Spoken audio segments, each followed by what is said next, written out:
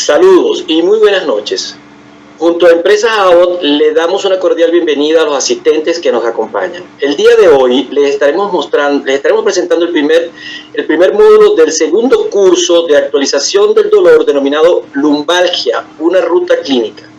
Estará a cargo del doctor Gustavo Blanco, quien es médico jefe de la unidad de diagnóstico y tratamiento del dolor del Instituto de Neurociencias de la Fundación Favaloro en Buenos Aires, Argentina.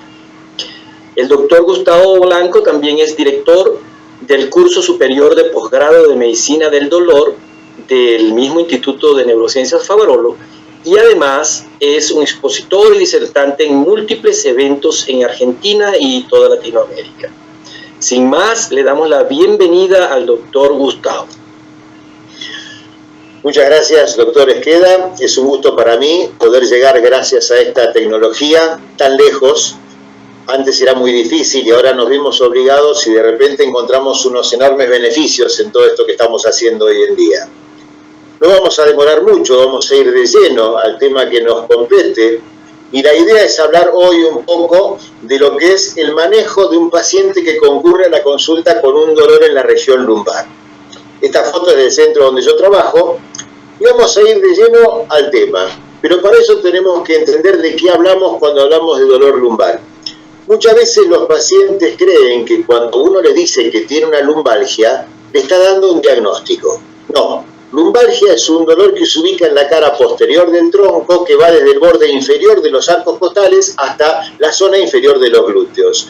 Que cuando se irradia por la cara posterior del muslo o de la pierna o posterolateral, se llama ciatalgia y puede componer una lumbociatalgia, o se llama cruralgia cuando desciende por la cara anterior del muslo. El dolor lumbar tiene periodos de tiempo, en lo cual se considera un dolor lumbar agudo cuando es menor de 6 semanas, un dolor subagudo cuando dura de 6 a 12 semanas y un dolor crónico cuando dura más de 3 meses. Esto es importante porque de esa manera uno puede entender distintos tipos de dolor. Y el dolor crónico no es un dolor agudo que perdura un tiempo largo, el dolor crónico es una enfermedad propiamente dicha. Pero para entender cómo tratamos la lumbalgia, tenemos que tratar de identificar la causa. Lo más frecuente es que la gente venga a la consulta médica viniendo con una bolsa de estudios, trayendo un montón de resonancias, un montón de estudios y me dicen, tengo 3 hernias de disco. Bien, me encanta hacer esta confrontación con la situación real que nos toca vivir, porque en realidad hay más de 74 causas identificables de dolor en la región lumbar. Y es fundamental tenerlo en cuenta, porque la hernia de disco, que es tan conocida y tanta difusión ha tenido, en realidad es un cuadro que tiene una prevalencia dentro de los dolores lumbares de menos del 4%. Y es un cuadro grave realmente, porque el dolor de la hernia de disco no se puede sobrellevar fácilmente.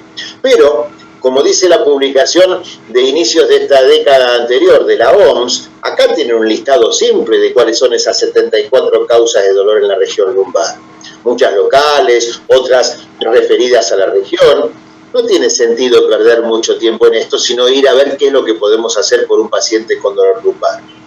Y nosotros sabemos que el dolor se transmite inicialmente por las vías de conducción nerviosa que llevan el estímulo doloroso, pero el origen de este estímulo se fundamenta básicamente en el dolor convencional, en el dolor nociceptivo, en los nociceptores, las terminales nerviosas sensitivas libres que están distribuidas por todo el cuerpo. ¿Y en qué parte del cuerpo hay nociceptores? En todos lados. Entonces, cuando uno quiere plantearse dónde podría doler un dolor que está ubicado en la región lumbar, desde los planos más profundos hasta los más superficiales, el dolor puede generarse en cualquier lado. Por esto no tenemos que dejarnos llevar por lo que es la idea que cada uno tiene de él. Ahorita está hablando por él. Aproximadamente el 80% de las personas van a experimentar dolor en algún momento de sus vidas. Esto significa que no vamos a llegar a los 70 años sin haber padecido en algún momento dolor lumbar. La incidencia más alta en la tercera década por una cuestión de dinámica, de movimientos corporales, de actividades físicas, y va a ir aumentando la prevalencia hasta llegar a la edad de 60 a 65 años. pero cada grupo etario tiene distintos tipos de patologías predominantes. Hombres y mujeres consultan por dolor igualmente, es la quinta razón principal de consultas al médico y es tal vez una de las razones más comunes, después de las enfermedades respiratorias, de consultas vinculadas a un síntoma y una de las principales causas de discapacidad laboral. Entonces, por su prevalencia, por su difusión a nivel mundial y por lo que significa esto, es importante que lo tengamos en cuenta. Pero siempre hago una analogía con lo que pasa cotidianamente. Viene un paciente que tiene 25 años a la consulta y me dice, me duele la región lumbar. Desde hace 3 días que después de empujar un carro o después de jugar un partido de fútbol me apareció ese dolor. Y entonces yo lo puedo mirar a los ojos fijamente y decirle, bueno, váyase tranquilo. Se va a sorprender el paciente. ¿Cómo sabe? No, yo no lo sé. Es un cálculo numérico, es un cálculo estadístico, porque la mayoría de los dolores lumbares, agudos o crónicos, son benignos. Esto significa que no van a causar la muerte de la persona ni daño severo. Y hay una baja proporción, que son los cuadros que ven acá, fracturas, espondilolistesis, tumores, infecciones vertebrales, que van a sumar aproximadamente el 10% de estos cuadros, pero con una salvedad, que estos cuadros graves tienen, como vamos a ver después más adelante en el desarrollo de esta charla, una serie de manifestaciones clínicas que nos permiten entenderlo. Esa persona que tiene un dolor aislado y no tiene ninguna otra característica clínica, se puede ir tranquilamente porque el dolor se le va a pasar. ¿Y cuándo se le va a pasar? Si uno evalúa la historia natural del dolor lumbar, ya desde hace muchos años, desde hace más de 40 años que tiene esta publicación, es simple entender que a las 2-3 semanas el 80% de las personas han resuelto su cuadro de dolor lumbar. Lo que hacemos nosotros con una serie de medidas terapéuticas es darle más confort a ese periodo evolutivo y a veces acelerarlo un poco para mejorar la calidad de vida de las personas. Pero hay una proporción baja que se va a cronificar, de la cual vamos a hablar luego. La mayoría de los dolores de origen en la región lumbar tiene una causa mecánica, y la causa mecánica mayoritaria es este paciente que yo les refería recién. La mayoría, 2 de cada 3 personas que tienen un dolor lumbar, es un dolor osteoartículo muscular. Después sí vienen otros cuadros de daño articular, de artrosis, de aplastamientos vertebrales, de inestabilidad de la columna.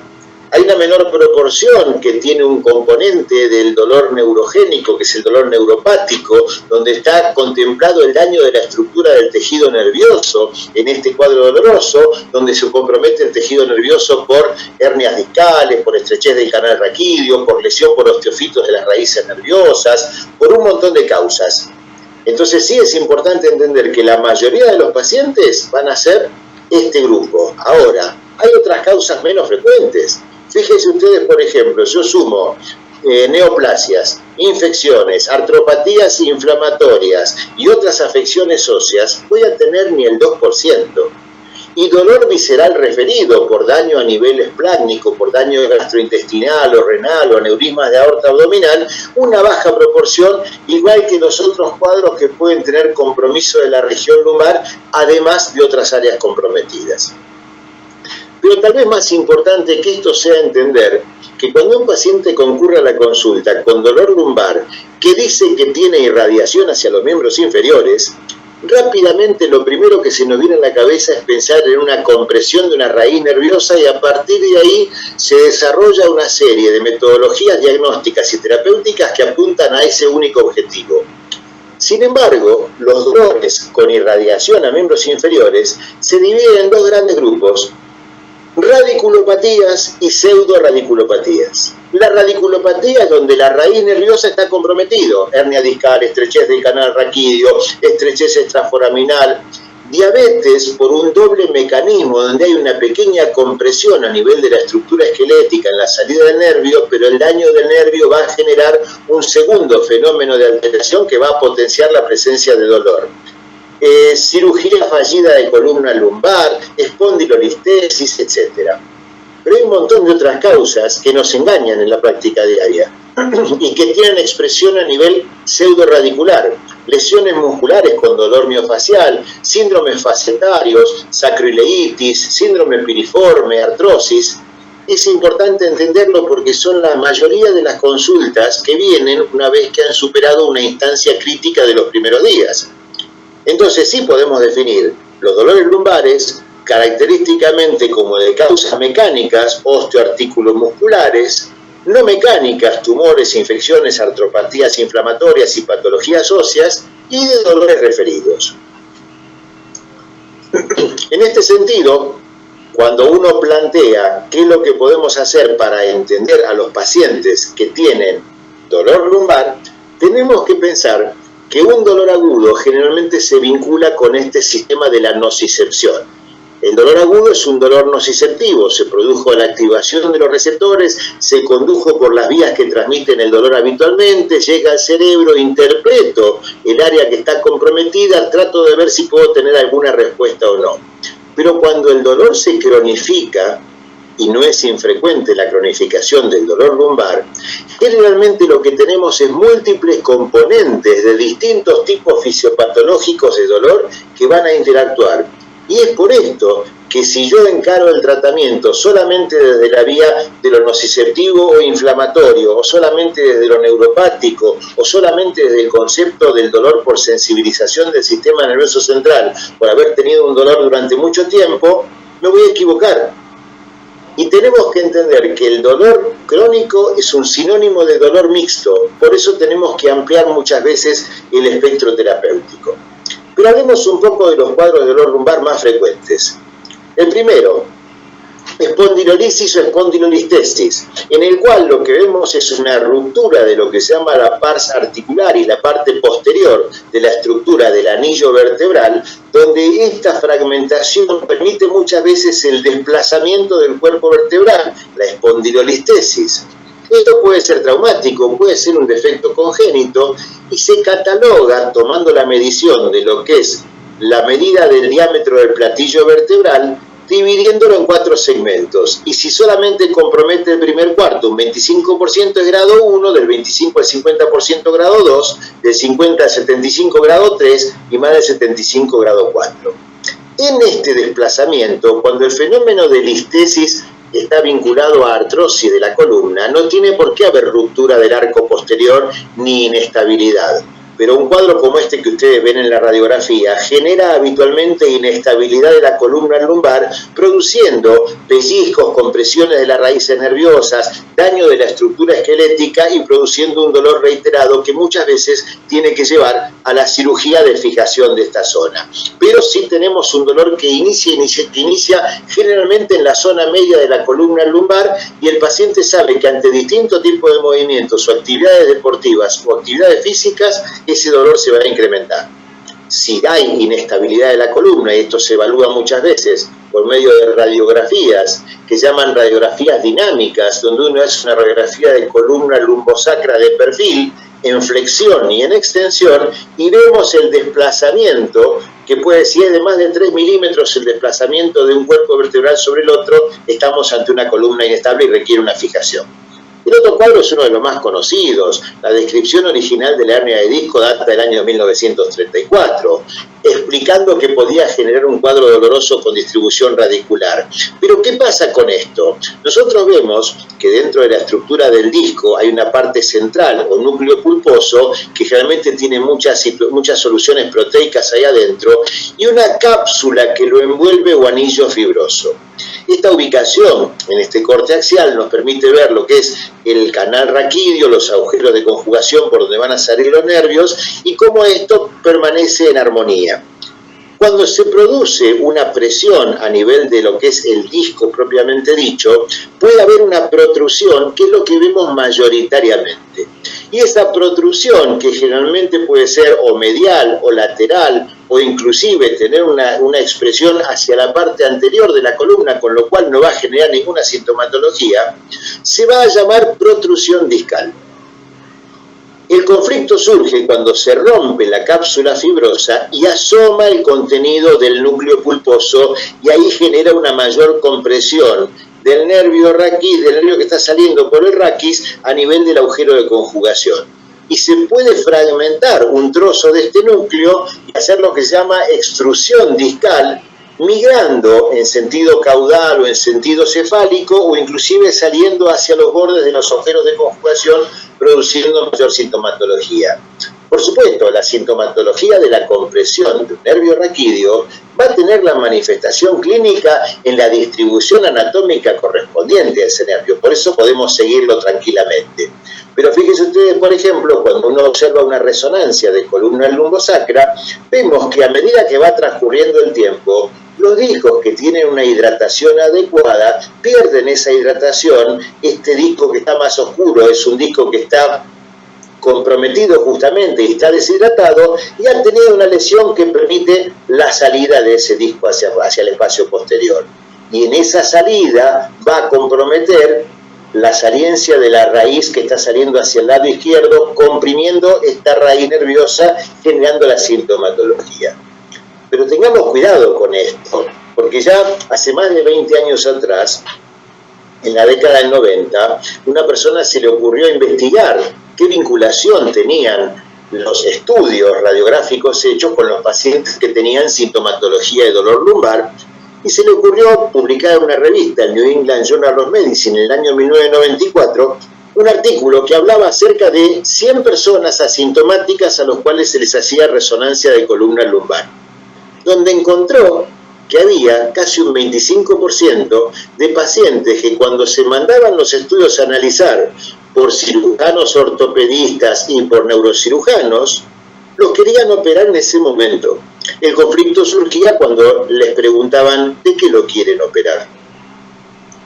El problema era que esas manifestaciones radiográficas que no tienen expresión clínica, y tenemos que relacionarlo en forma directa nosotros esto. Y un acompañante frecuente del daño que tiene la columna es este, que es el nódulo de Schmorl, donde el disco, por presión, sobre todo en el desarrollo, en el crecimiento, en la adolescencia del individuo, protruye dentro del cuerpo vertebral. Generalmente no son dimensiones muy importantes y esto no tiene ninguna connotación ni produce ningún dolor.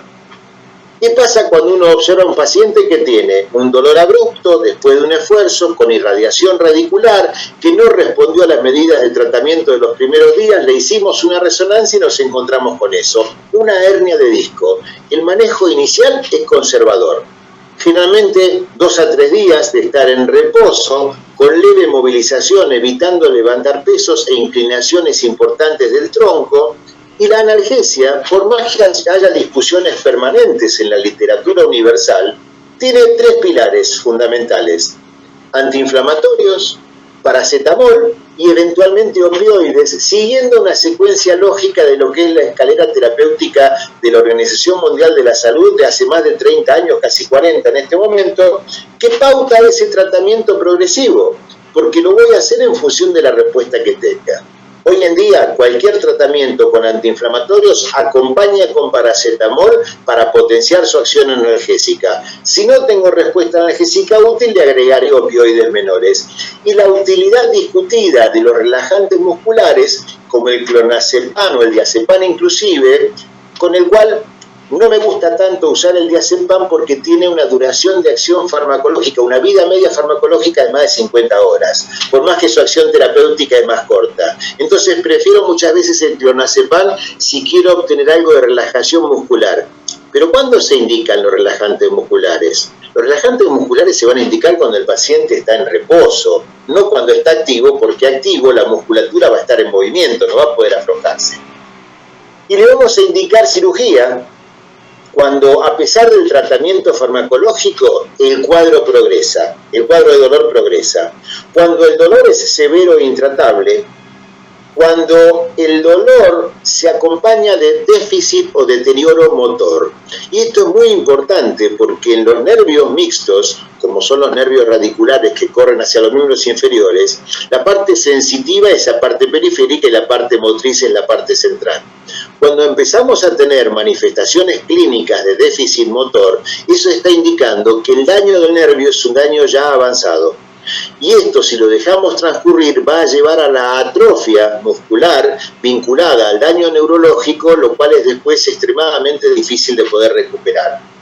Por supuesto, hay una emergencia neuroquirúrgica, que es el síndrome de cola de caballo o de cauda equina, donde la compresión, generalmente a nivel de la altura lumbar 1, dorsal 12, hace que, o inclusive lumbar 2, se comprimen todas las raíces que van a dar los nervios, trayendo un montón de otras sintomatologías. Pero eso es una emergencia, no es que aparece en algún momento en la evolución natural del cuadro.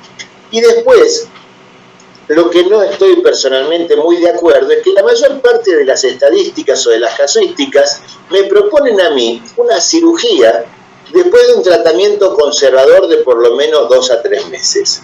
Y yo sostengo que nosotros, en Latinoamérica, no tenemos coberturas sanitarias adecuadas como para que yo pueda estar 2 meses, 3 meses o 6 meses sin trabajar. Lo que hacemos con el procedimiento intervencionista es muchas veces acelerar la recuperación del paciente para que vuelva a su calidad de vida, a su estándar de vida normal. Por supuesto, ustedes van a encontrar que hay referencias bibliográficas que me dicen que a los 5 años y a los 10 años, la evolución de una hernia de disco tratada clínicamente o quirúrgicamente es similar. Sí, pero yo necesito volver a mi actividad cotidiana. No puedo estar 2 meses, 3 meses o 6 meses sin poder tener el sustento que mi vida necesita. Es un concepto que no se puede dejar de lado, porque el concepto de dolor no es solamente un concepto físico. Es un concepto físico, es un concepto psicológico y es un concepto socioeconómico, cultural inclusive. Es un concepto de dolor total. Pero yo les hice un comentario acerca de la salida del núcleo pulposo y el contacto del núcleo que establecía con el nervio, y eso generaba un dolor muy intenso. Y eso tiene una serie de mecanismos de producción del dolor que hace que entendamos que esa irradiación, que esa ciatalgia que padece un paciente que tiene una hernia de disco es un dolor mixto porque tiene varios componentes. Primero, un componente nociceptivo de dolor común por la lesión del disco, de la cápsula fibrosa, que tiene fibras C que son las que van a transmitir el estímulo doloroso. Después tiene componente neuropático, porque la compresión de la fibra nerviosa va a transmitir el dolor, y si este dolor se transmite en forma persistente puede llegar a generar fenómenos de sensibilización del sistema nervioso central, favoreciendo el desarrollo de un dolor crónico. Pero hay un tercer componente de dolor que generalmente no se tiene en cuenta, que es el que se produce cuando el núcleo se extruye y sale de adentro de la cápsula que lo tiene contenido. La estructura química del núcleo pulposo es una estructura que no es habitual de encontrar en otras partes del cuerpo y no es habitual dentro de esa región en la cual estamos trabajando cuando el núcleo ha salido y está comprometiendo la raíz nerviosa. Esto hace que en la zona local donde el núcleo se ha establecido se genere una muy importante reacción inflamatoria, casi como si esto se comportase como un cuerpo extraño. Está generando una reacción muy intensa a nivel local. Y esto hace que el componente inflamatorio haga que la sopa inflamatoria, la cantidad de mediadores de inflamación, comprometan la estructura de las raíces y genere más edema, vasodilatación, que va a comprometer mecánicamente también estas raíces.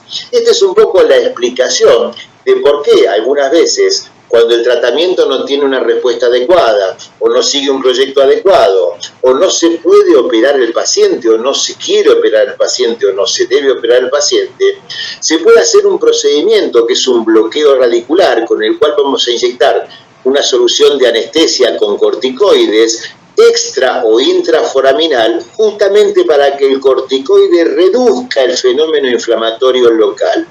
Y si resulta que el fenómeno inflamatorio era el principal componente generador de dolor, vamos a encontrar una muy buena respuesta al bloqueo.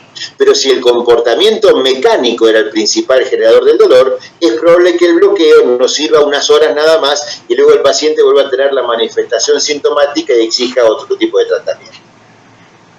Otro cuadro muy frecuente de ver en la práctica diaria es la estrechez del canal raquídeo. Y la estrechez del canal raquídeo es justamente eso, un canal raquídeo, la región posterior a los cuerpos vertebrales, dentro de los arcos que forma la estructura esquelética de la columna, que está reducido y está comprimiendo las estructuras nerviosas que pasan por él. ¿Qué hace esto? Hace que cuando una persona se ponga de pie o camine, la compresión mecánica de las estructuras dentro del canal raquídeo lleva a que empiece a tener dolor en la región lumbar, que puede ir hacia los glúteos, que puede bajar hacia los miembros inferiores, que puede dar parestesias en los miembros inferiores, y el paciente no puede caminar más de una cierta distancia, que ya la conoce, donde tiene que parar, apoyarse contra la pared, o mirar una vidriera o sentarse para de esa manera abrir el arco posterior de la columna y así aliviar la compresión que se está generando, que generalmente es más frecuente en los niveles inferiores de la columna lumbar porque soporta el peso habitualmente. ¿Qué pasa con esto? Esto que se llama claudicación intermitente neurogénica se tiene que diferenciar de la claudicación intermitente arterial, vascular, por compromiso por arteriopatías periféricas. Pero es bastante simple diferenciarla, a menos que el paciente tenga de las dos. ¿Por qué? Porque la arterial generalmente es de distal a proximal, compromete más la musculatura de la zona de la pierna, en los gemelos, mientras que la estrechez del canal raquídeo generalmente va de arriba hacia abajo. Pero la persona que tiene canal raquídeo, uno le toca los pulsos periféricos y puede tener buenos pulsos, mientras el que tiene patología arterial generalmente tiene deterioro de los pulsos o trastornos tróficos en los miembros inferiores.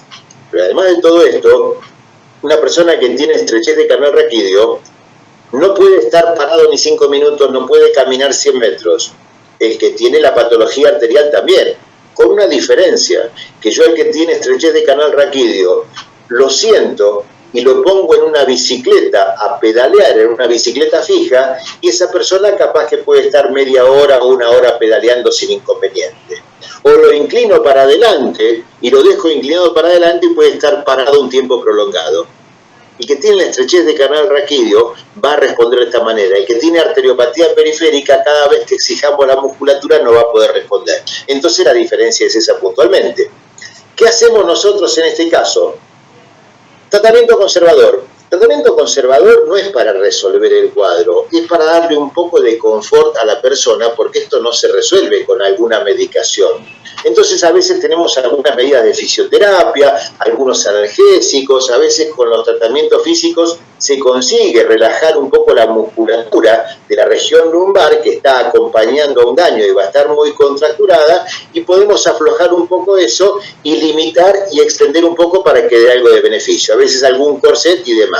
Si no tiene beneficio, habrá que ir a un procedimiento quirúrgico mínimamente invasivo, máximamente invasivo, con fijación de la columna lumbar, si hay varios segmentos que están comprometidos y demás, y por supuesto se va a ir a la cirugía cuando aparece el déficit neurológico progresivo.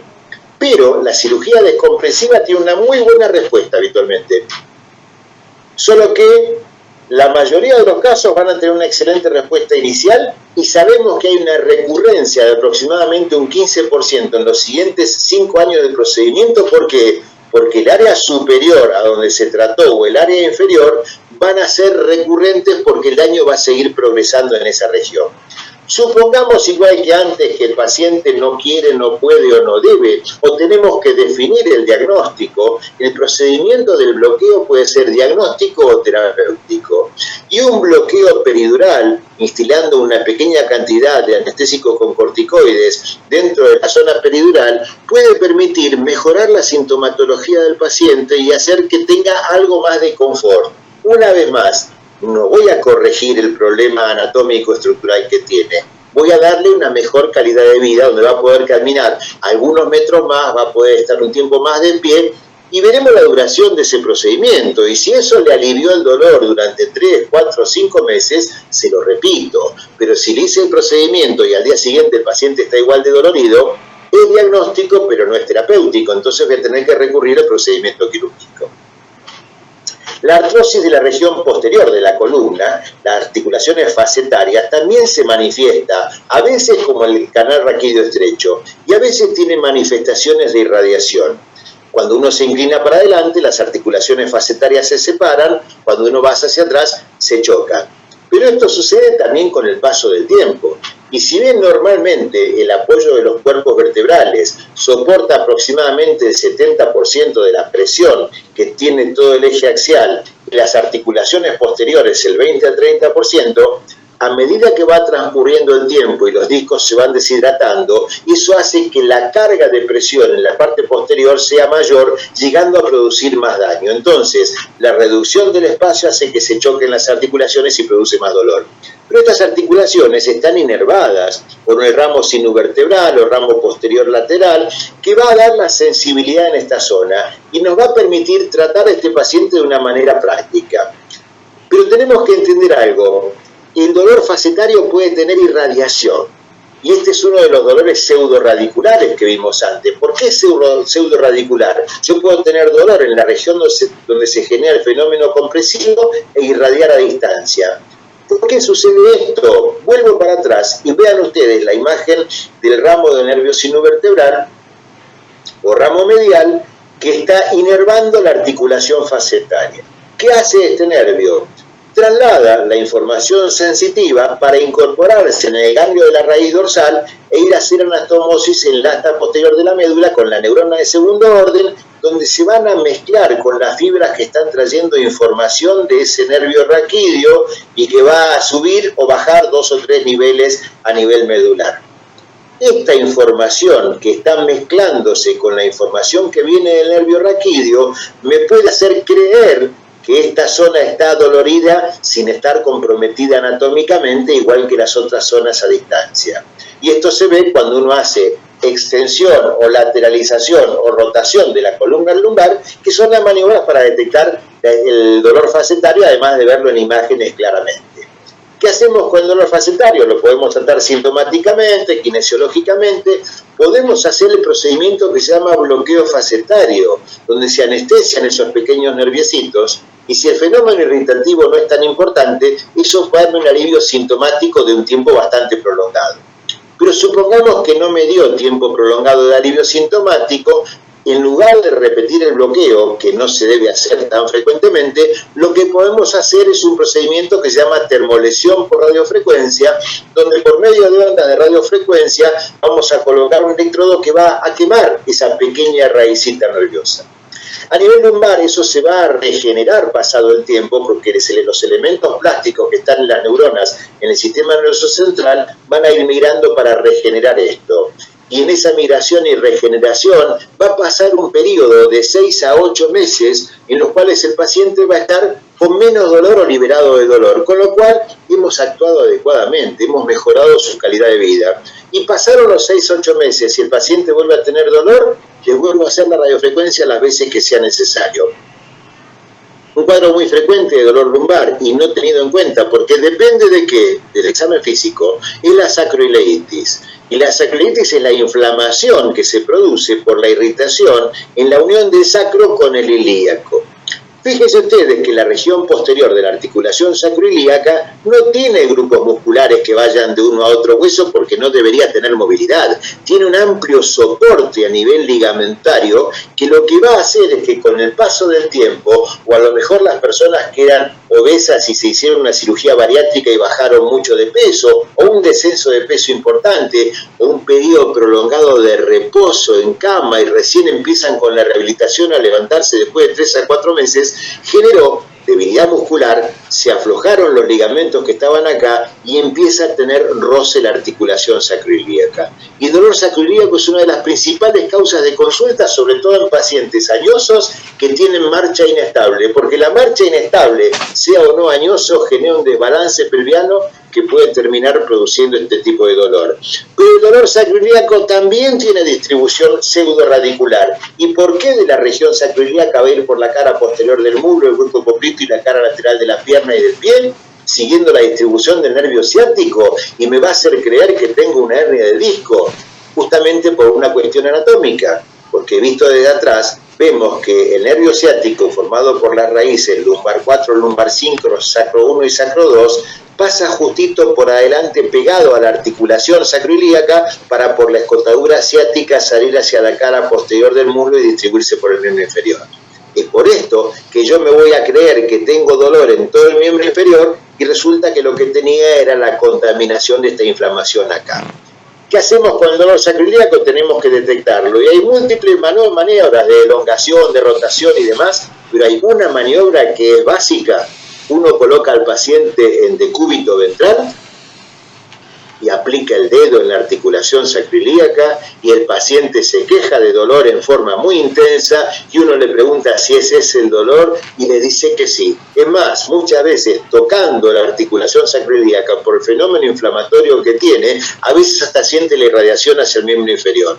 Y nos hace confundir en la evaluación el paciente el decúbito dorsal con la maniobra de la SEG que usamos habitualmente para definir una compresión de una raíz por una hernia de disco. Donde la SEG describe originalmente la elevación del miembro inferior extendido en forma pasiva para el paciente, es el médico el que levanta el miembro inferior, y la SEG describe que a partir de los 30 grados, la elongación del nervio que estaba siendo comprimido por una hernia discal puede transmitir en forma distal la sensación de dolor o de adormecimiento, de parestesias, siguiendo el trayecto de ese nervio. Pero ¿qué pasa? Muchas veces se confunde esto y en la elevación más allá de los 30 grados, llegando a los 45 grados, se empieza a desbalancear la pelvis y el paciente lo que refiere es el dolor por el desbalanceo articular de la articulación sacroiliaca con la irradiación correspondiente. Una vez más, es un evento reciente, fue producto de un traumatismo, una persona joven sin inconveniente. Hacemos un tratamiento farmacológico, antiinflamatorios, analgésicos, tratamiento kinesiológico. No tuvo respuesta adecuada después de un periodo de tiempo de por lo menos un mes, lo evaluamos, no hay respuesta, sigue con dolor intenso, hacemos un bloqueo de la articulación sacroiliaca, donde se va a inyectar el líquido en la articulación sacroiliaca para reducir justamente esa aflicción, anestésico con corticoides. Y si tuvo un alivio transitorio, 1, 2, 3 días, 5 días y volvió el dolor, o directamente no le alivió, pero nosotros identificamos el dolor en esa zona, le podemos hacer termolesión por radiofrecuencia, donde se colocan los electrodos en la articulación sacroiliaca y se van a quemar las terminales nerviosas, que también se van a regenerar después de 6 a 8 meses por lo menos. Si todavía sigue con inestabilidad o un cuadro más complejo, disponemos hoy en día de dispositivos para hacer una cirugía mínimamente invasiva de fijación de la articulación sacroiliaca con estos tornillos que lo que permiten es que a la medida que uno los va ajustando, van fijando cada vez más la articulación y acercándola más para impedir la movilidad de la articulación. Otro cuadro doloroso e importante en esa región y que me va a producir la manifestación de la lumbociatalgia, más que nada la ciatalgia, es el llamado síndrome piriforme o piramidal. Es un síndrome de atrapamiento muscular donde el músculo piriforme que va de la endopelvis hacia la zona del trocánter, saliendo por la parte posterior del muslo, va a comprimir, va a comprometer al nervio ciático. Y esto lo vemos porque en la imagen gráfica vemos como este nervio, que es el nervio, este músculo, que es el músculo piriforme, está comprimiendo al nervio ciático por su salida por la escotadura ciática, con una particularidad, que hay una cantidad importante que se calcula entre un 15 o un 20% de las personas en las cuales el nervio ciático pasa por un foramen, por un orificio dentro de la estructura del grupo muscular. Este músculo puede estar comprimido por un cuadro de dolor miofacial, donde hay un daño crónico del músculo que va a hacer que se retraiga, porque los músculos lo único que saben hacer es contraerse. Entonces, en esa retracción anormal y duradera, genera más daño y va a generar más contracción. Y empieza a tener sintomatología de dolor de distribución radicular, pero que si uno pone al paciente boca abajo y comprime la región glútea, va a tener el dolor no solo ahí, sino que va a irradiar siguiendo el trayecto del nervio. Una vez más, tratamiento sintomático, antiinflamatorios, relajantes musculares, técnicas kinesiológicas de elongación del músculo piramidal para ver de romper esa estructura de daño que tiene el dolor miofacial. Si no tuve respuesta, como no vamos a anestesiar un nervio, lo vamos a llamar infiltración. Vamos a infiltrar con anestésicos locales el músculo. Y la respuesta va a ser casi inmediata, porque un músculo anestesiado es un músculo que queda redundante, que queda blandito, que queda relajado, y la manifestación sintomática se alivia. ¿Qué pasa después? ¿Qué pasa el efecto de la anestesia? Bueno, si el músculo quedó medianamente relajado y no volvió a su tono exagerado inicial, el cuadro se resuelve. Pero si vuelve a su tono exagerado inicial y la compresión del nervio sigue generando manifestaciones sintomáticas y dolorosas, nosotros lo que podemos hacer es infiltrar ese músculo con toxina botulínica, con lo cual permite la relajación del músculo y de esa manera eso va a durar unos 3 a 4 meses y nos permite hacer maniobras para que esto sea más duradero. Hay otros cuadros de dolor en la región lumbar bien fijos, bien estáticos, bien ubicados, que el paciente se marca con un dedo en la zona de las apófisis espinosas. Y hay dos que son los que marcan mucho más esto. Uno menos frecuente, que es el llamado síndrome de Bastrup, donde la pérdida del espacio entre las apófisis espinosas genera daño, genera choque, y fíjense ustedes que acá hay hasta edema de médula ósea a nivel de las apófisis espinosas, y esto produce dolor en la extensión exclusivamente, porque en la flexión del tronco se separa esto y no produciría dolor. Pero está el otro cuadro, que es el compromiso del ligamento interespinoso, que se puede dar dolor tanto a la extensión como a la flexión de la región lumbar. ¿Por qué? Porque el ligamento interespinoso que va de apófisis espinosa a apófisis espinosa va a ser comprimido cuando uno hace la extensión o estirado cuando uno hace la flexión lumbar, y esto se detecta perfectamente poniendo al paciente de pie, inclinado el tronco hacia adelante, y como muchas veces no nos entra el dedo entre las apófisis espinosas, lo que hacemos es hacer la maniobra que se me ocurrió algún día llamar la maniobra de la alcancía, en la cual tomo una moneda y la pongo de canto, entrando entre los espacios, entre las apófisis espinosas, y los pacientes pueden llegar a gritar del dolor que produce la lesión del ligamento interespinoso. Y no tenía ninguna otra cosa más que esto. Esto se puede dar más en gente joven, en deportistas que han tenido alguna elongación brusca y lesionó la inserción perióstica del ligamento. Una patología frecuente de ver, sobre todo en poblaciones de más edad, es el aplastamiento vertebral, donde generalmente por causa osteoporótica y de una compresión mayor se produce la llamada fractura por compresión o fractura por aplastamiento, donde vemos distintos tipos de fracturas. Esta es una fractura que me deja prácticamente como si fuera una porción de pizza, una porción de torta aplastada a la vértebra, o puede tener una compresión parcial del platillo superior, pero puede llegar a la fractura con desplazamiento del fragmento hacia lo que es el canal raquídeo, y esto puede generar manifestaciones clínicas más severas y puede llegar a ser más difícil de tratar. Lo vemos habitualmente y el paciente viene refiriendo dolor en la región donde está producido el aplastamiento.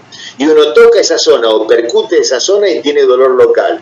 Y hacemos una resonancia y vemos los cambios de coloración, y en la secuencia STIR vemos esta estructura de edema de médula ósea en la vértebra que está comprometida, que nos está indicando un fenómeno reciente, porque esto va a durar aproximadamente entre 3 y 6 meses. O sea que si el paciente consulta dentro de un periodo de 3 meses aproximadamente, de haber tenido un resbalón, una caída, un golpe, se cayó de una silla en la que estaba sentado, o caminando sin ninguna otra cosa, pero en una persona francamente osteoporótica, y refiere este dolor y vemos esta imagen, sabemos que es esto.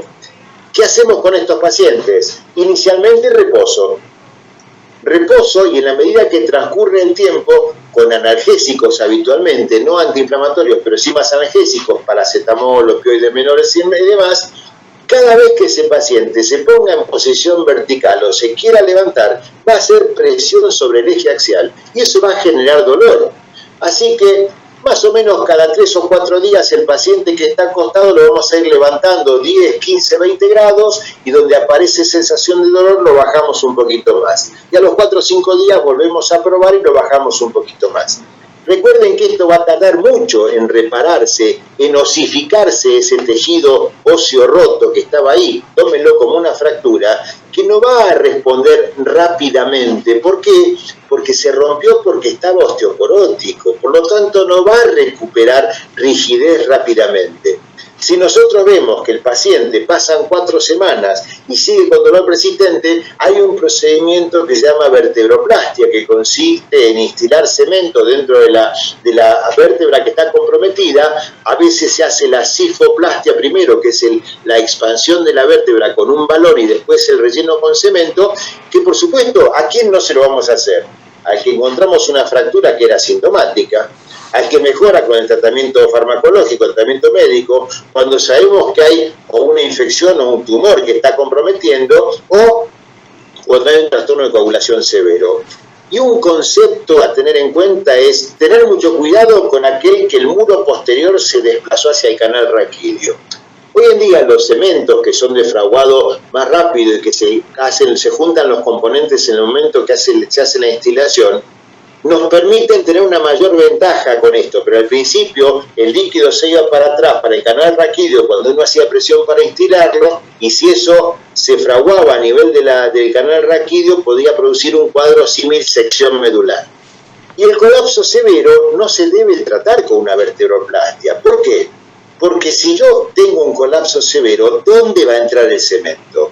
Fíjense ustedes que ya no es una contraindicación la presencia de varios segmentos afectados por las compresiones vertebrales, pero voy a ir a colocar cemento cuando tengo espacio para poder colocar. Hay un cuadro que hasta hace unos años atrás se daba a llamar síndrome de cirugía fallida de columna lumbar, que consistía en un cuadro doloroso que aparecía después de una cirugía lumbar o se mantenía a pesar de la cirugía lumbar que se había hecho con la idea de resolver ese cuadro doloroso. Finalmente, si uno hace 10 años daba este título, decía a continuación que el tratamiento era colocar un estimulador medular, un equipamiento electrónico de alto costo que produce un estímulo eléctrico a nivel medular que hacía que la electricidad dificultara el ascenso del estímulo doloroso. Pero no hacíamos nada por el tratamiento local. Cuando uno veía que había una gran cantidad de pacientes que tenían este tipo de cuadro. Por una cuestión semántica se cambió el nombre y hoy en día se llama síndrome post-laminectomía, porque también expone a uno a menos riesgos inclusive legales, porque una cirugía fallida es que yo me equivoqué. Sin embargo, las causas más frecuentes eran una recurrencia herniaria, una inestabilidad posoperatoria, adhesiones durales o aracnoiditis, o fundamentalmente la falla del tratamiento original. Operaron algo que era lo que tenía la resonancia y no lo que le dolía a la persona. Las infecciones posoperatorias son menos frecuentes. Entonces sí sabemos que estos cuadros pueden tener o prolapso discal o fibrosis epidural. La fibrosis no se vuelve a operar porque va a generar más fibrosis. Se podría operar si uno encuentra esto.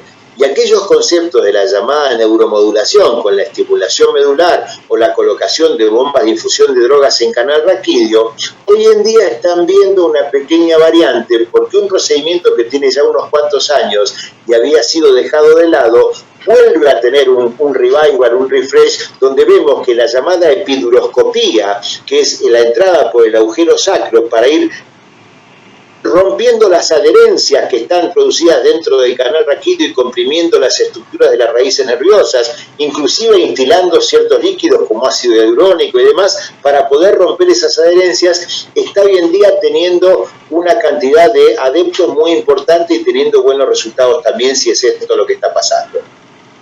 Hablé de las infecciones. Los discos son estructuras que no tienen circulación sanguínea. Se nutren por lo que se llama por imbibición por los líquidos que están circundantes. ¿Cómo le va a llegar una infección a un disco si no tiene circulación sanguínea? Por contigüidad, porque hay una infección cercana o porque hubo un procedimiento vinculado a todo esto. Es prácticamente imposible, dado que no llegan bacterias por vía hematógena a ubicarse acá en los discos, que una persona que no tuvo ningún procedimiento, ninguna situación, ninguna infección aledaña, renal, perinefrítica, ningún absceso local, pueda tener esta infección. Ahora, cuando hubo un evento, un procedimiento, una punción o lo que sea, y aparece este cuadro, el día que lo vean no se lo van a olvidar nunca, porque el dolor que siente esta persona es insostenible. Va a responder muchas veces solamente al uso de opioides mayores y de estar en reposo permanentemente, ni siquiera se puede levantar un poco porque la mínima compresión sobre la infección que está comprometiendo ambos platillos vertebrales genera un dolor que es totalmente intolerable. y tiene que llevar un tratamiento antibiótico muchas veces intravenoso por tiempo prolongado. Entonces no es una cosa que uno pueda decirle al día siguiente de haber hecho el diagnóstico al paciente: te tenés que levantar, tenés que caminar, tenés que movilizarte. Este paciente está condenado a reposo prolongadísimo muchas veces.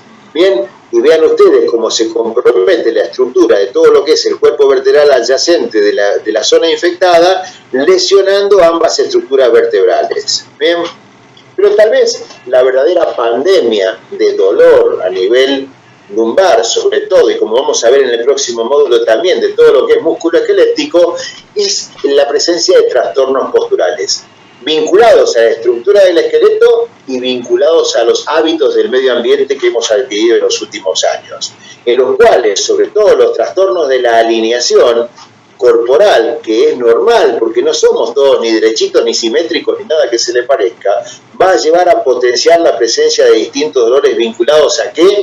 Al trauma muscular repetitivo, a la malalineación y a la reiteración crónica del trauma mecánico a nivel muscular, que va a degenerar en el dolor musculoesquelético crónico, del cual vamos a hablar en el próximo módulo. Y nos olvidamos muchas veces de las medidas fisioterapéuticas. Y farmacología y fisioterapia son complementarias entre sí. No podemos quedarnos solamente con un medicamento que damos nosotros, un tratamiento. Requerimos que alguien apoye todas las funciones que están deterioradas en una persona que tiene dolores lumbares importantes. Y nos olvidamos de un montón de tratamientos físicos no farmacológicos, ejercicio, buscar una posición neutra, electroanalgesia, terapias electrotérmicas, acupuntura, técnicas de relajación, tratamiento multidisciplinario, manipulación espinal. Es fundamental. Nosotros no tenemos en cuenta que somos todos diferentes y cada uno va a tener una respuesta distinta a los tratamientos. Quiero completar esto con una serie de recomendaciones que van a tener casi 15 años ya, y que desde el año 2007, en que fueron publicadas por el Colegio Americano de Médicos y la Sociedad Americana del Dolor, no han tenido mejoría, por eso las comparto con ustedes. ¿Qué recomendaciones hay? Primero, diferenciar el dolor lumbar en dolor lumbar inespecífico, el de todos los días, el que vemos, el osteoartículo muscular, mecánico, etcétera, etcétera. Otro que esté vinculado a daño radicular, daño del tejido nervioso por estrechez de canal raquídeo, y el otro que esté vinculado a otras causas espinales específicas. La mayoría van a ser el 1, una menor parte el 2 y una mínima parte el 3. Por supuesto, hay que ver qué factores de riesgo tiene la persona para hacer todo esto. Un paciente que concurre a la consulta con un dolor lumbar inespecífico no requiere estudios de imagen de rutina o otros test diagnósticos. Le hago una radiografía, no hay evidencia de mejoría del cuadro independientemente de las lesiones de la radiografía. Lo voy a utilizar cuando tengo pacientes que tienen factores de riesgo como la osteoporosis, el uso de corticoides, donde quiero descartar una patología agregada que sería el aplastamiento vertebral. La tomografía y la resonancia van a encontrar anomalías que no van a tener relación directa con los síntomas y nos van a llevar a intervenciones innecesarias. Paciente que estaba bien, hizo movimiento, tiene dolor, se va a la casa con un tratamiento estándar. Por supuesto, si a la semana vuelve y está igual o peor, sí vamos a implementar otro tipo de medidas. Vamos a hacer estudios de imagen y test diagnóstico cuando hay deterioro neurológico progresivo o cuando hay otras causas que me hacen sospechar por la historia clínica del paciente o por las manifestaciones que tiene, que hay otras condiciones serias, la infección, el síndrome de cola de caballo, la sospecha de patología oncológica. La mayor utilidad es la resonancia y la tomografía. Ahí sí, pero este paciente no es el que no tenía una evolución tórpida. Y sí establecimos hace unos años lo que se debe llamar banderas rojas o situaciones de alerta para el dolor lumbar, donde un paciente que tiene más de 50 años, antecedentes oncológicos, pérdida de peso inexplicable, tratamiento un mes y no responde y no alivia ni con el descanso en la cama y el dolor es cada vez peor, obviamente tengo que empezar a pensar en que a lo mejor hay una recidiva local o una invasión, un secundarismo o otro tumor que esté comprometiendo. O si el paciente tiene fiebre, tiene historia de abuso de drogas, o pensar que una persona que tiene más de 70 años tuvo una caída, uso prolongado de esteroides, pensar en una fractura por compresión, etcétera, etcétera, etcétera. Esto nos indica que la clínica del paciente es la que nos va a llevar a buscar otra metodología diagnóstica. El que no tiene nada sigue su camino normalmente. También, por supuesto, como teníamos las banderas rojas, a alguien se le ocurrió completar el espectro del semáforo de colores y decir que las banderas amarillas son las que ponen el riesgo de desarrollar dolor crónico, sobre todo pacientes que no quieren desarrollar ninguna actividad, pacientes con serios problemas emocionales, pacientes con conflictiva laboral, pacientes que sienten dolor generalizado y nada les alivia. Y están los pacientes que son los que tienen las banderas verdes, que no lo vamos a ver nunca, porque es el paciente que no llega a la consulta. Tuvo un traumatismo, no tiene dolor prácticamente, se le fue en un día, tiene buena condición general, no llega al médico ese.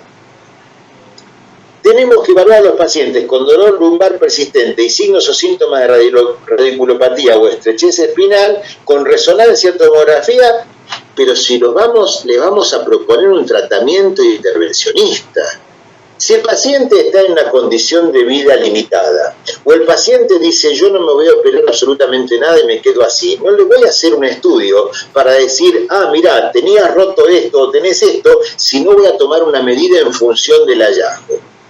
Cuando uno no va a tomar una medida en función del hallazgo, no molestemos a la gente, no le hagamos hacer estudios que a veces son incomodantes. Una resonancia son 30, 40 minutos de estar dentro del cilindro ese para hacerse el estudio y realmente no todo el mundo lo puede tolerar. Bien, hay que dar a los pacientes la información correspondiente, justamente para ver qué es lo que va a pasar, saber que en un mes va a estar bien, que no hay evidencia que los estudios mejoren los resultados, que hay que ver periódicamente cómo va evolucionando para ir cambiando las indicaciones, que el reposo no tiene que ser en cama, eso es muy importante.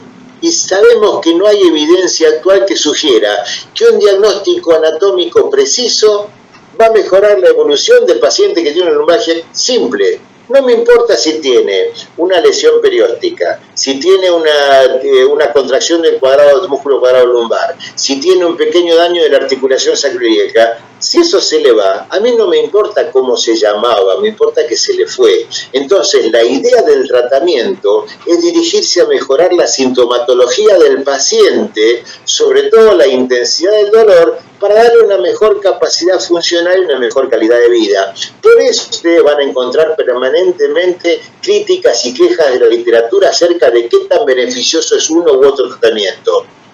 La conclusión de la experiencia que yo he adquirido es darle algo que le alivie el dolor porque la resolución va a ser propia del individuo.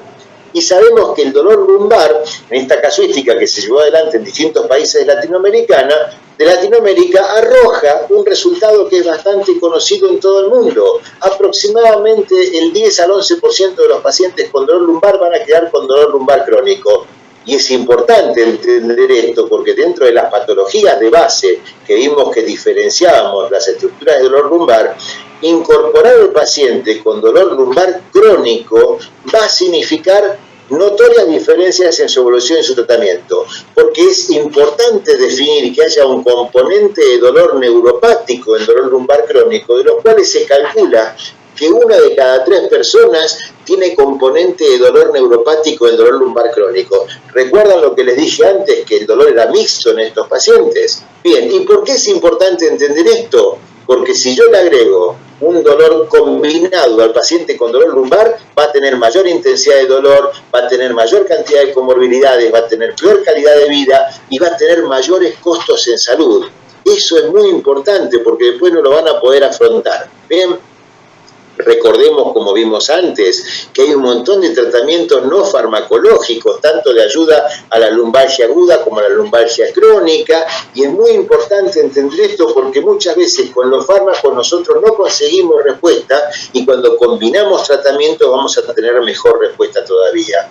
Y el tratamiento del dolor lumbar crónico va dirigido al espectro del dolor nociceptivo, llámese analgésicos antiinflamatorios, y al espectro del dolor neuropático, llámese antiepilépticos del grupo de los gabapentinoides, opioides o inclusive algunos antidepresivos, como por ejemplo la duloxetina, que está aprobada por ejemplo por FDA para dolor musculoesquelético crónico, o la pregabalina o los antiinflamatorios o algunos opioides inclusive. Pero tenemos que tratar el espectro completo en el dolor crónico. Con uno solo de los esquemas terapéuticos difícilmente encontramos un buen resultado. El resumen de esto es, si yo tengo una lumbalgia no específica en el paciente agudo, paracetamol o acetaminofén, antiinflamatorios no específicos o inhibidores de COX-2, sobre todo si tiene antecedentes de daño en la mucosa digestiva o tiene mucha sensibilidad, le damos inhibidores COX-2 preferenciales o COX-IPS. En pacientes de 45 años, cuando vayamos a usar más de 7 a 10 días de tratamiento antiinflamatorio, es prudente darle inhibidores de bomba de protones, independientemente que usemos antiinflamatorios no específicos o inhibidores COX-2, opioides débiles si me hace falta y relajantes musculares eventualmente en los primeros días, con discusión acerca de su utilidad. Si hay compromiso radicular, vemos de agregarle los gabapentinoides o ligandos alfa-2 delta o los antidepresivos tricíclicos o la duloxetina. Pero si se complica el paciente y se cronifica, el paciente crónico no puede ser atendido solo en el consultorio o en la casa. Tiene que ser vinculado con un área que maneje pacientes con dolor crónico, porque va a tener que requerir tratamientos no farmacológicos, porque va a requerir tratamientos farmacológicos complejos, donde no todos los médicos están habilitados para el uso de todas las drogas que tenemos nosotros en la farmacopea habitual, porque puede haber requerimiento de procedimientos intervencionistas y quirúrgicos. Esto ha sido un rápido pantallazo de todo lo que es el dolor lumbar, que me pidieron que lo hiciera en 1 hora y creo haber alcanzado el objetivo. Tuve que hablar un poco rápido, pero nos permite de esta manera dejar un periodo de tiempo para contestar las preguntas que ustedes hayan tenido para hacer en este momento. Entonces, vamos a dejar de compartir la pantalla y así de esa manera podemos llegar a vernos. A ver, confírmenme si estamos en pantalla en este momento. ¿Es así, doctor Esqueda?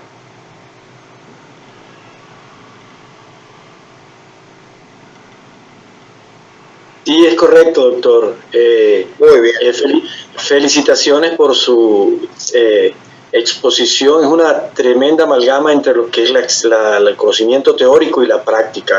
Muy concisa las recomendaciones. De hecho, yo me lo iba haciendo revisiones de literatura y para nada, o sea, totalmente de acuerdo, sobre todo ese esquema me pareció muy fresco, ese esquema de un paciente que lo más probable es que sea un dolor lumbar inespecífico, una lumbalgia simple, mándalo a su casa.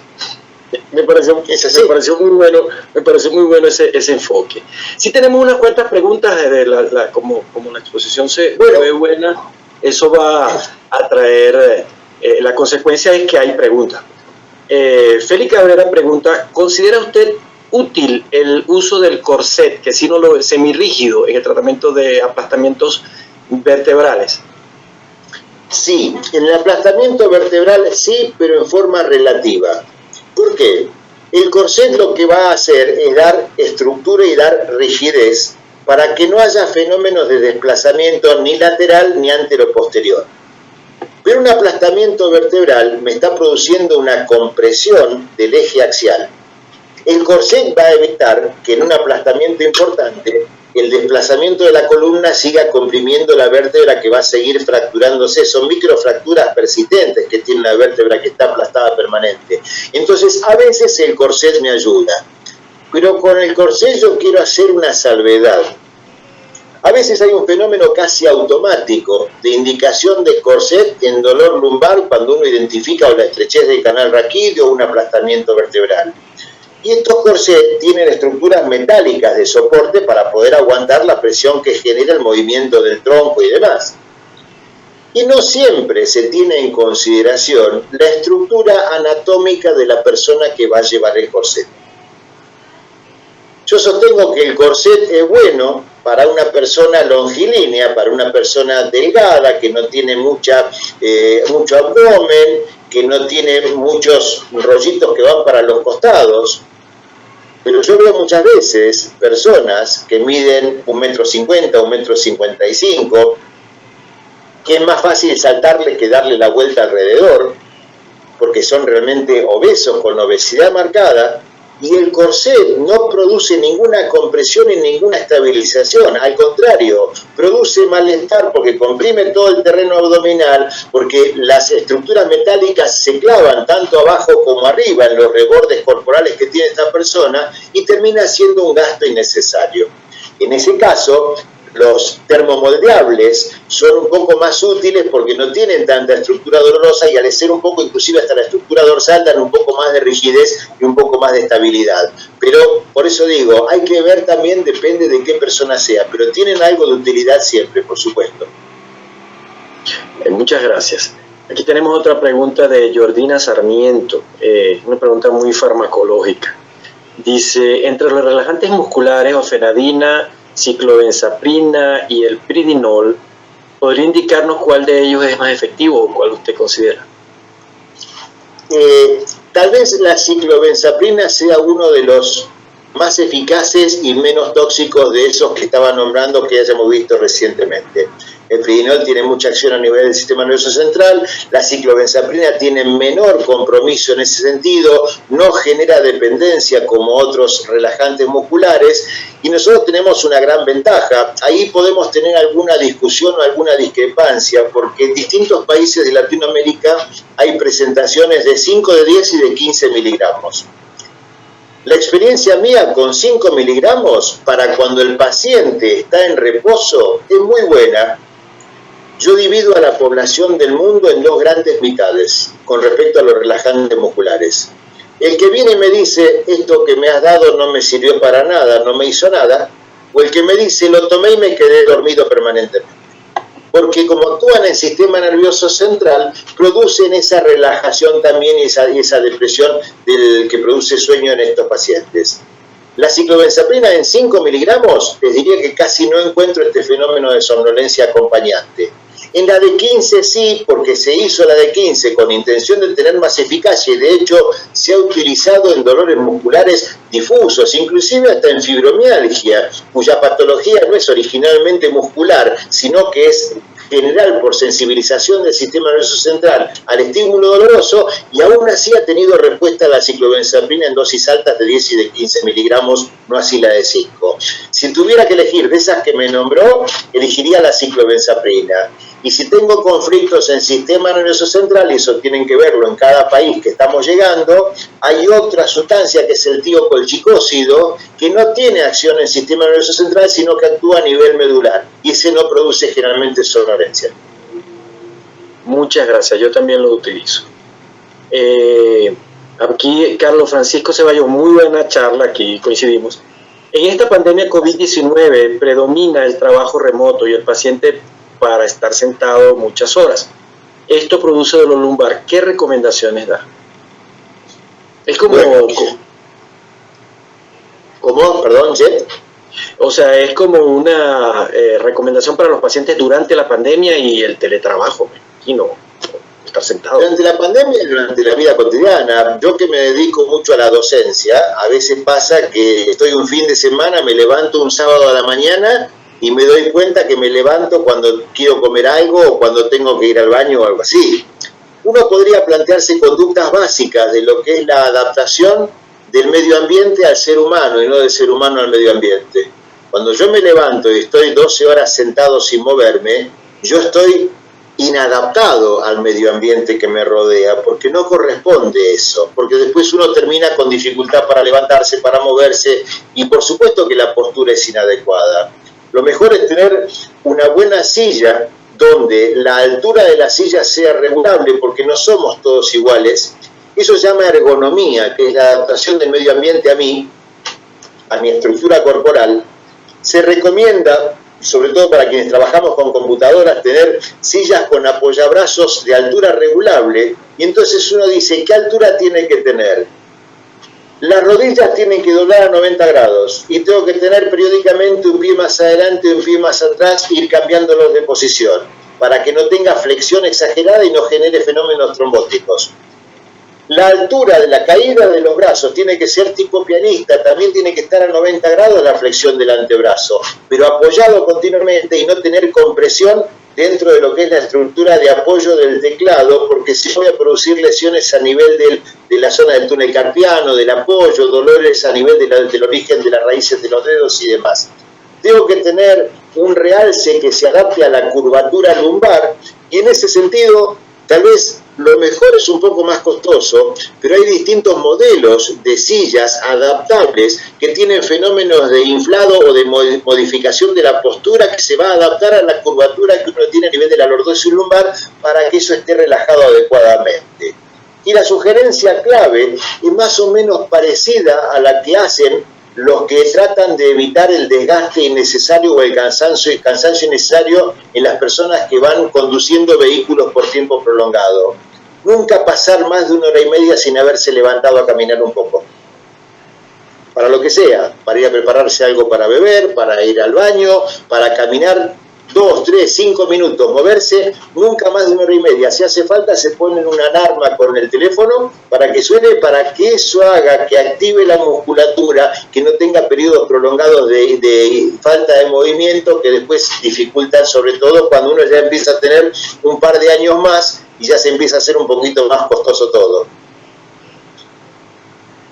Ok, muchas gracias. Marilyn Alejandra, se nota que la charla la oyeron, porque están saliendo preguntas bien interesantes. Dice que felicitaciones por la ponencia y hay pacientes que refieren dolor lumbar luego de recibir una anestesia peridural y se quejan de dolor prolongado en el tiempo, no incapacitante pero persistente. ¿Qué opinión nos da de eso?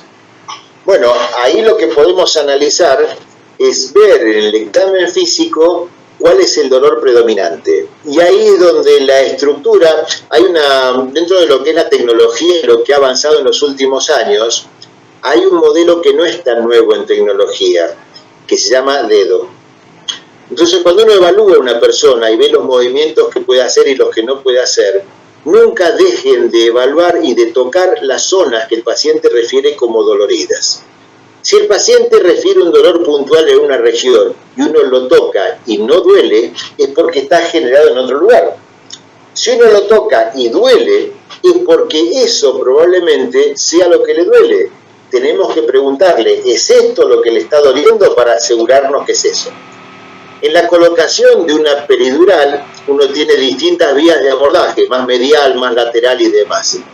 En las más laterales lo que puede pasar es que haya una contracción espasmódica del músculo cuadrado lumbar, donde va a tener un dolor que va a ir de la línea media predominantemente hacia uno de los lados.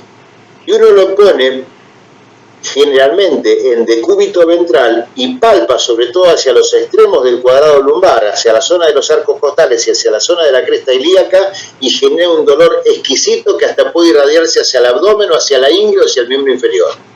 Se llama dolor miofacial esto. Si la punción fue hecha más hacia la zona medial, podemos tocar y ver esto que les decía yo, el fenómeno de lesión de la estructura del ligamento interespinoso es bastante frecuente. Entonces, la estructura ligamentaria aparte responde a pequeñas compresiones que uno hace de las apófisis espinosas estando el paciente en decúbito ventral, y lo comprime y hacemos la maniobra esa de la moneda, arqueando un poco lo que es la parte del tronco y colocando la moneda atravesada en el espacio interespinoso, y ahí vamos a tener este dolor. Y son dolores que generalmente no se detectan y no se tratan. Y tanto uno como el otro van a tener probablemente mucha mejor respuesta con las terapias físicas que con los medicamentos.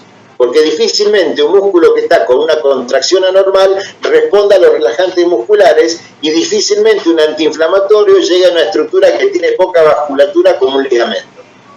Entonces, muchas veces identificando la causa ganamos mucho más con esto, pero es cierto que puede llegar a tener esos dolores persistentes más allá de lo que es la profundidad de la aguja y lo que haya generado como daño a la aguja en su colocación. Busquemos las estructuras adyacentes y vamos a ganar mucho más en eso. Claro, muchas gracias. Bueno, yo creo que vamos a cerrar con esta última pregunta. ¿Cómo puedo diferenciar un dolor lumbar en una persona? O sea, esto me imagino que el contexto de esto es que uno de los indicadores de mal pronóstico es el estado emocional del paciente con respecto a la aparición de un dolor lumbar de nueva, o sea, de reciente aparición. Entonces, ¿cómo puedo diferenciar un dolor lumbar en una persona que comienza en un gimnasio y cuál es la conducta? No lo entiendo muy bien. A ver, un dolor lumbar, una persona va a un gimnasio y empieza a hacer una actividad física. Claro. Tengo dos tipos de personas que hacen eso. el que no hacía nada y el que estaba haciendo y siguió haciendo en el gimnasio. El que no hacía nada y empezó a hacer, lo más probable es que tenga una lesión osteomúsculo tendinosa, con lo cual el dolor va a estar localizado, lo vamos a tocar, va a generar dolor la palpación, la movilización, no va a poder girar en la cama, va a toser y le va a doler con la maniobra de Valsalva cuando quiera hacer fuerza para evacuar el intestino. ¿Por qué? Porque la estructura anatómica va a hacer que toda la parte dorsal, la parte lumbar también duela. Pero es identificable fácilmente, y ahí uno puede probar distintos tratamientos. Y cada vez que yo identifico una estructura desde la parte posterior a la palpación, me fijo y tengo un concepto muy primitivo, sepan disculpar, pero digo, si la estructura que está lesionada es osteotendinosa, le voy a poner hielo. Si la estructura que está lesionada es muscular, le voy a poner calor. ¿Por qué? Porque el frío va a hacer que no se transmita el estímulo doloroso, pero el músculo va a generar mayor contracción. Y recordemos lo que les dije antes, el músculo no tiene capacidad de pensar. Lo único que sabe hacer es contraerse. Y cuando se contrae, tironea de las inserciones que tiene a nivel esquelético, y ¿qué hace con eso? Genera más dolor. Y cuando tiene más dolor, ¿qué hace? Se contrae. Y cuando se contrae genera más dolor, y cuando genera más dolor se contrae. Por lo tanto, tengo que romper ese círculo vicioso. Puedo utilizar medicación bioral, antiinflamatorio, analgésico, lo que ustedes quieran, pero hago hincapié en las terapéuticas locales de temperatura vinculado a que sea óseo o tendones que están insertándose en el hueso. Ejemplo, el trocánter. La trocanteritis va con frío, no va con calor, pero no importa. Si el dolor es muscular, le pongo calor, pero tanto a uno como al otro. Frío, 5 a 10 minutos cada 2 o 3 horas. Calor, 10 a 15 minutos cada 2 o 3 horas. Y después del calor o después del frío, es indistinto, dependiendo del área que está comprometida, en lugar de utilizar medicación bioral que puede tener contraindicaciones en pacientes que sean hipertensos, que tengan daño digestivo, que tengan daño renal, etcétera, etcétera, lo que puedo hacer es utilizar tratamientos locales con distintos medios farmacológicos que actúan a nivel local. Tanto el uso de antiinflamatorios a nivel local, en crema, en aerosol, en lo que ustedes tengan disponible, como otras sustancias que generalmente se venden en las farmacéuticas, en las farmacias y demás. Busquen sustancias que tengan componentes mentolados, sobre todo, porque el mentol, la trementina y el alcanfor actúan sobre distintos canales que son los que activan los nociceptores para trasladar el estímulo doloroso. Entonces van a producir un cierto alivio transitorio, no resuelven el problema. Pero con eso, más algo de medicación y tratar de identificar la causa, siempre lo más importante en dolor es tratar de identificar la causa. Pero quédense tranquilos, porque sabemos que aproximadamente un 50% de los pacientes con dolor lumbar no siempre se identifica la causa. Pero tratemos lo que está teniendo sintomáticamente el paciente. Un paciente con una lesión reciente, vinculada a una actividad deportiva, a menos que tenga un dolor que lo esté invalidando, porque si es una cuestión emocional, el paciente grita, llora, patalea y uno apenas lo ha tocado, es una cuestión personal de cada uno, cómo lo enfrenta en la vida ese dolor. El dolor no es solamente el pedacito que duele, sino cómo uno puede adaptarse a eso, la capacidad de afrontarlo. Pero si podemos identificar algo que no es tan grave, seguimos con ese lineamiento. Y si no tenemos en claro, si no nos queda bien en claro si es menos grave o puede llegar a tener alguna otra cosa, la repetición de la evaluación en 24, 48, 72 horas nos va a permitir la evolución histórica del cuadro y ver de qué se trata. Sobre todo a explicarle a la persona, y eso veíamos que la educación forma parte de todo esto. Si yo le explico al paciente que puede pasar un fenómeno u otro fenómeno y en función de ello asista a la consulta o me llame o se comunique conmigo para ver cómo seguimos, el paciente se va a quedar mucho más tranquilo también, no cabe ninguna duda de eso, y ahí va a permitir una mayor relajación y una mejor respuesta al tratamiento. Claro, uno de los enfoques que está ahorita en boga es la tranquilización del paciente, precisamente por el alto número de lumbalgias inespecíficas que hay. Y con respecto al reposo, ¿qué le indica? ¿Le indica ir al gimnasio, reposo pasivo, reposo activo? ¿Qué le indica? Sí, yo tengo una modalidad de trabajo un poco particular, no siempre compartida. Yo tengo algunas críticas contra la medicina, no contra los médicos, porque los médicos se creen lo que la medicina les plantea muchas veces. Y hay fenómenos que son muy particulares, que se fundamentan en el desconocimiento. Y hay un principio básico que dice, caminá que te hace bien. Digo, si yo camino y me duele, no me hace bien. No me mandés a caminar, porque el caminar desde la década del 70, que se demostró que era una actividad que beneficiaba el aparato cardiovascular, la difusión general hizo creer que con eso uno se curaba de todo. Es bueno para el tono muscular, el aparato cardiovascular, está perfecto, pero a mí me está doliendo la cintura ahora, no tengo que caminar, ni tengo que hacer pilates, ni tengo que hacer yoga, ni tengo que hacer nada ahora que estoy con el dolor activo. Entonces, en lo personal yo encaro el tratamiento de la siguiente manera. Dolor que motivó una consulta no es para andar haciendo nada, es para tratarlo con reposo relativo, no me hace falta que esté acostado, pero que no haga ningún esfuerzo, que no se mueva. Cuando el dolor se haya ido, 15, 20 días después de no tener dolor, haga lo que quiera, haga lo que estaba haciendo antes. Quiere jugar al básquet, juegue al básquet, no me preocupa porque ya resolvió un problema agudo que tiene una particularidad. 1/3 de las lumbalgias van a ser recurrentes. Entonces ese paciente después de un tiempo va a volver con un dolor lumbar y lo vamos a volver a analizar aproximadamente. Entonces vemos de qué se trata, pero en el momento agudo yo no mando a hacer absolutamente nada. Esté en su casa, no cargue pesos, no haga rotaciones bruscas, no haga absolutamente nada. No, pero yo quería ir a jugar al golf. Peor cosa no puede haber que el golf. ¿Por qué? Porque la rotación de todo el eje corporal que lleva todo el swing del movimiento del golpe del golf va a generar molestias en toda la estructura de la columna. Entonces, el individuo que juega al golf tiene una columna bárbara. Si no, no podría. Cuando jugando al golf generé una molestia con la torsión o algo así, piensen en algo muscular. Dense una semana, dense 2 semanas y van a ver que después pueden volver a jugar. Pero en el momento, por eso digo, yo sostengo esto, en el momento del dolor no hay que hacer nada. No tengo que hacer natación, no tengo que hacer pilates, no tengo que hacer yoga, no tengo que caminar, tengo que quedarme tranquilo. Ok. Bueno, doctor, hay otras preguntas, pero bueno, aquí me pareció bien interesante una que acaban de pasar con el uso de las vitaminas. ¿Qué le parece el uso de las vitaminas en el dolor, el complejo B12, que es uno de los que más se usa con respecto esta misma pregunta, muy entendido del dolor con respecto al dolor neuropático? No, esta misma pregunta, 7 o 8 años atrás hubiera tenido una respuesta categórica, no. Pero viste cómo es esto de la medicina, que lo que ayer era fantástico, hoy es lo peor que puede existir y pasado mañana va a ser nuevamente fantástico. Bien, la vieja costumbre de utilizar productos, sobre todo en el dolor lumbar con irradiación a miembros inferiores, la lumbociatalgia aguda, es muy frecuente tratar a los pacientes con antiinflamatorios con un poco de corticoide y vitamina B12.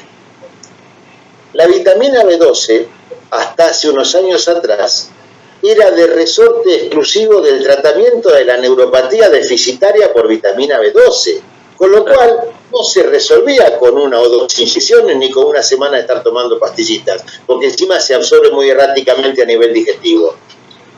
Y se agregaba como un componente más por un mito histórico. ¿Bien? De hecho, si uno se da cuenta y entiende a los que realmente saben, nosotros hemos visto acá en Argentina, por ejemplo, que hace unos 7, 8 años atrás, muchas empresas de la industria farmacéutica, esas asociaciones de antiinflamatorio corticoide B12, la cambiaron y hacían antiinflamatorio corticoide sin más B12. Listo. Y te sacaban un producto nuevo que parecía nuevo y que era más de lo mismo. ¿Por qué? Porque no tenía eficacia real.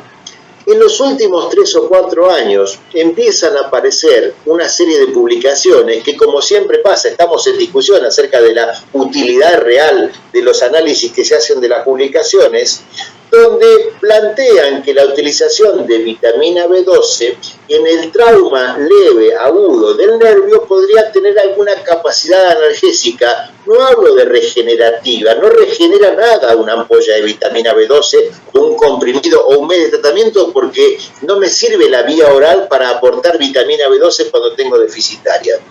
Entonces, ese concepto del antineuropático de la vitamina B12, yo diría que de la mitad está más para abajo que para arriba, pero podemos llegar a discutirlo hoy en día.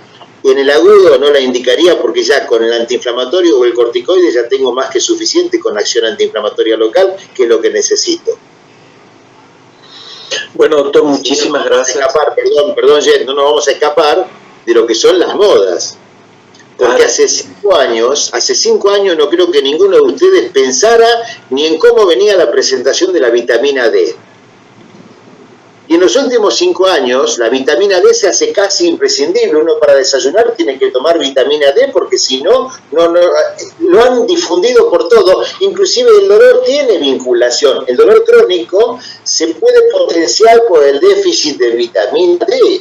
Y yo no mando a hacer un dosaje de laboratorio nunca, y de repente en pacientes que no tengo respuesta a los tratamientos, me he encontrado en los últimos 2 años mandándole a hacer análisis con dosaje de vitamina D, donde encuentro aleatoriamente uno que la tiene baja y le doy un poquito y no le hace nada, otro que la tiene baja y le doy un poquito y le mejora, y otro que la tiene alta y le sigue doliendo. Entonces, no tengo un camino marcado con eso, y sí sé que hay mucha publicación vinculada a eso, pero sabemos que son esas modas, ¿no? La vitamina B12 es el Justin Bieber de la medicina, porque y ahora con la pandemia, que hay dosaje de vitamina B12 para el pronóstico, es uno de los más importantes para el pronóstico de la infección por COVID. Entonces se ha vuelto muy popular la vitamina D. Por eso. Entonces, pero ya te digo, para el dolor no tengo una preponderancia importante en el uso de los complejos vitamínicos. Solamente la neuropatía deficitaria, pero lo mismo que con el dolor lumbar. Una neuropatía deficitaria de vitamina B, B12 o B6, es un cuadro clínico severo. La persona está desnutrida, está caquética, está con daño neurológico, está con trastornos digestivos, está con trastornos de mucosas, de piel. No es el individuo que vino y me dice: ayer estuve jugando al fútbol y hoy me duele la cintura. Claro. O tiene antecedentes de alcoholismo severo. Entonces, claro, ese es el tema puntual. O algún tipo de enfermedad hepática. Bueno, doctor, de verdad que excelente su ponencia. Yo personalmente lo felicito. Pocas veces se ven así. Muchas gracias. En nombre de Abbott nos despedimos. Espero que haya sido del gusto, al igual que Vic. Por las preguntas sé que a la persona le gustó. O sea, cuando hay una buena ponencia hay unas buenas preguntas. Entonces nos despedimos por hoy y muchísimas gracias nuevamente, doctor. Bien, y espero verlos pronto en el próximo módulo para continuar con esta formación en todo lo que es el aspecto del dolor y su manejo.